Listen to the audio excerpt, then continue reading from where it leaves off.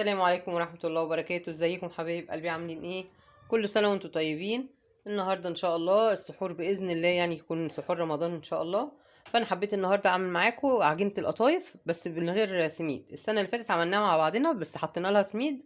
السنة دي هنعملوها كده بالنشا بس، ومش من غير سميد ولا حاجة. يلا بينا نسمي الله كده ونبدأوا الفيديو بتاعنا. بس قبل ما نبدأ الفيديو بتاعنا ما تنسوش تعملوا لنا لايك وشير وسبسكرايب وتفعلوا الجرس عشان يوصلكم كل جديد. انا هعمل كوبايه دقيق النهارده.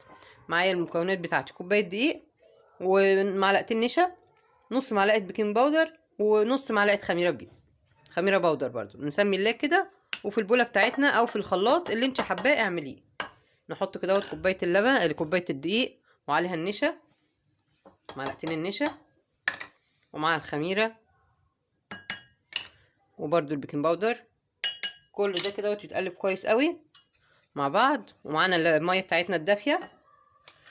نجيب الميه الدافيه بتاعتنا وننزل كده. تخلي العجينه بتاعتك سايله، ما تكونش تخينه. عايزه تضربيها في الخلاط براحتك، اللي انت عايزاه اعمليه. لو انت مش هتعرفي انك انت تدوبيها كده زي ما انت شغاله بقى.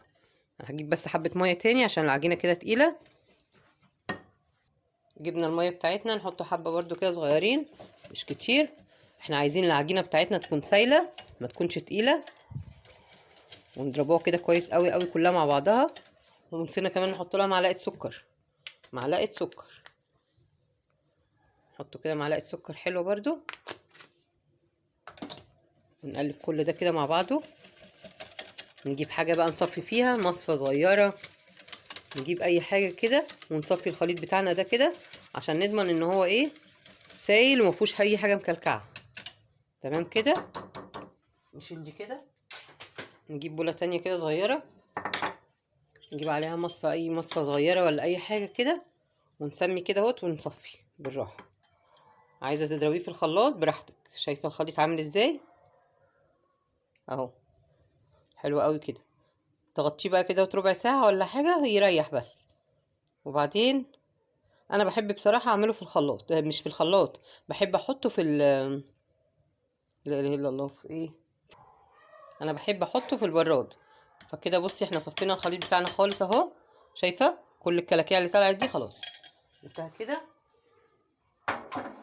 وضمنا خلاص ان الخليط بتاعنا سايل كده وجميل. بصي منظر الخليط عامل ازاي. شايفه؟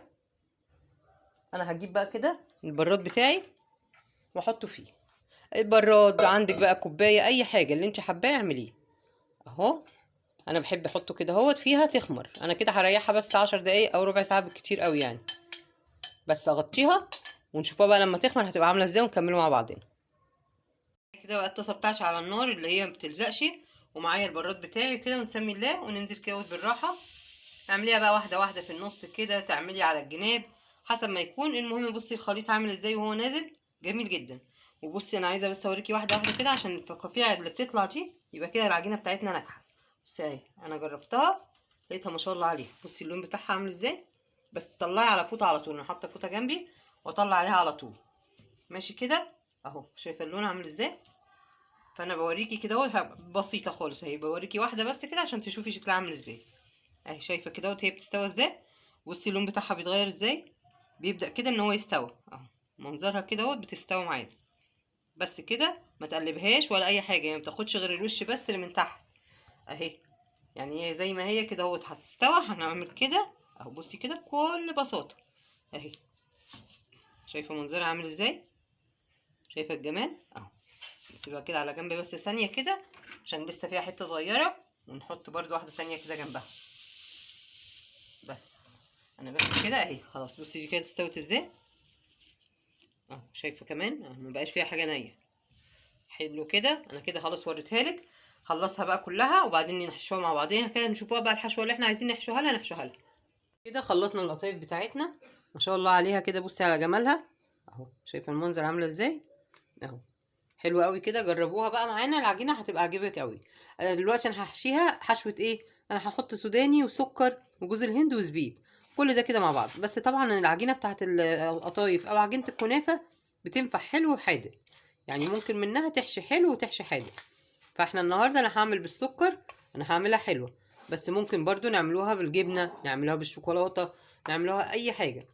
فالحشوه اللي انت حباها احشيها، بس انا حبيت ان انا اوريكي العجينه النهارده عامله ازاي. وبصي كمان ايه، دي طريه وجميله، مش حاطط لها ولا سميد ولا حاجه اهي. شايفه الجمال بتاعها عامله ازاي واللون بتاعها عامل ازاي، حلو قوي كده. فانت لازم تجربي العجينه بتاعتنا.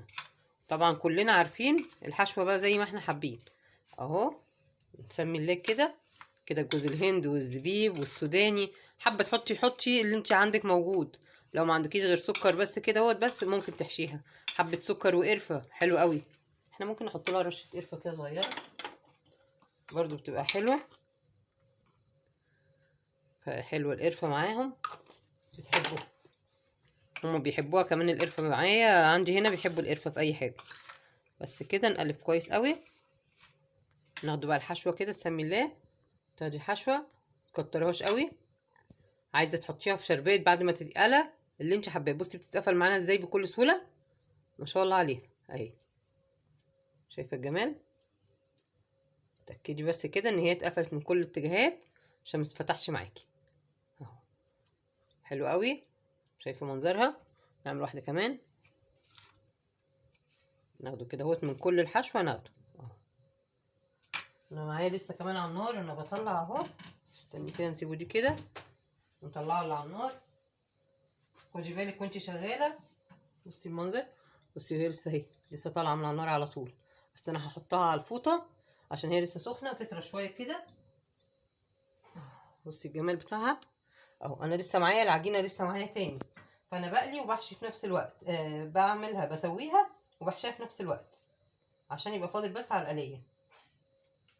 بس كده نكمل التقفيل، نكمل تقفيل دي اهي بكل سهوله وبكل بساطه بتتقفل وطريه معانا. شايفه الجمال؟ طبعا ممكن انك انت تقفليها النص ده كده اهوت بس وتسيبيها مفتوحه، ما تحطيش حشوه، ونحشيها اي حاجه تانية، كاستر، مهلبيه، اللي موجود عندك احشيه. بس كده انا وريتها لك. انا هكمل بقى كل الحشوه بتاعتنا، هحشيها كلها، وبعد ما احشيها نقليها مع بعضنا ونحطها في الشربات او نسيبوها كده حسب ما انتوا حابين. بس انا هكمل وبعد كده نشوفها مع بعضنا هيبقى شكلها عامل ازاي.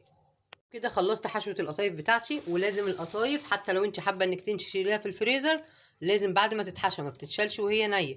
يعني كده تتعمل كده مدوره زي ما هي، او تشتريها من بره تحشيها الحشوه اللي انت عايزاها احشيها لها، وبعد كده تحطيها في طبق فل وتحطيها في الفريزر. ده لو انت عايزه تشيليها في الفريزر، لكن انا قليتها هنقليها دلوقتي مع بعضنا.